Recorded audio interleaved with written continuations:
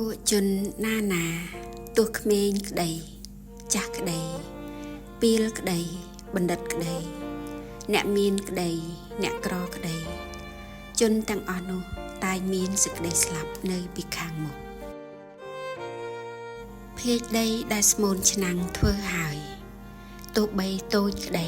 ធំក្ដីឆ្អិនក្ដីឆៅក្ដីភាជទាំងអស់នោះមានកិរិយាបែកធ្លាយជាទីបំផុតយ៉ាងណា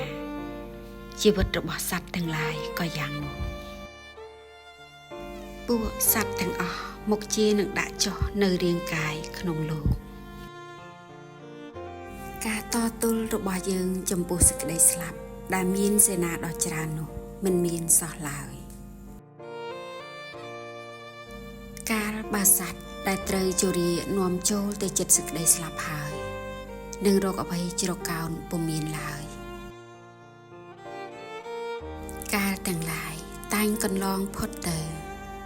រាត្រីទាំងឡាយតែងញ៉ាំងសត្វឲ្យឆ្លងទៅរកសេចក្តីស្លាប់ជំនាន់របស់វ័យទាំងឡាយតែងលះបង់ដោយលំដាប់ទៅកាលបើបុគ្គលបានសម្លឹងឃើញភ័យក្នុងសេចក្តីស្លាប់នេះគួរតែខំធ្វើបុណ្យទាំងឡាយដែលជាគុណជាតិនាំមកនៅសេចក្តីសុខសត្វទាំងអស់មុខជានឹងស្លាប់ព្រោះថាជីវិតរបស់សត្វមានសេចក្តីស្លាប់ជាទីបំផុតសត្វទាំងឡាយទទួលយកផលបុណ្យផលបាបហើយនឹងទៅតាមយថាកម្មគឺអ្នកធ្វើបាបតែងទៅកាន់នរក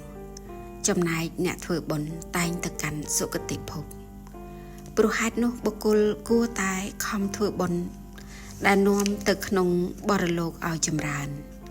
ព្រោះថាបុណ្យទាំងឡាយជាទីពឹងរបស់ពួកសត្វក្នុងបរលោកព្រះសម្ពុទ្ធទ្រង់ត្រាស់ថាអាយុរបស់មនុស្សទាំងឡាយតិចសប្បុរសគួរខ្ពើមឆ្អើមអាយុនោះ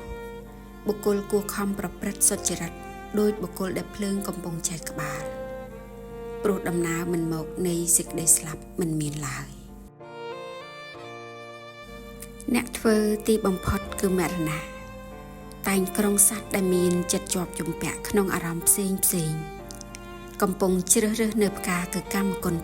5មិនឆ្អាតឆ្អន់ក្នុងកាមទាំងឡាយនោះឯងឲ្យនៅក្នុងអំណាចរបស់ខ្លួនបុគ្គលទៅឯដកអាកាសក្នុងកណ្ដាលសមុទ្រកាន់ចន្លោះនៃភ្នំទាំងឡាយក៏មិនរួចចាកសេចក្តីស្លាប់បានព្រោះប្រទេសលើផែនដីដែលបុគ្គលស្ថិតនៅហើយសេចក្តីស្លាប់គ្រប់សង្កត់មិនបាននោះមិនមានឡើយពុទ្ធឱវាទនេះស្រង់ពីព្រះត្រៃបិដក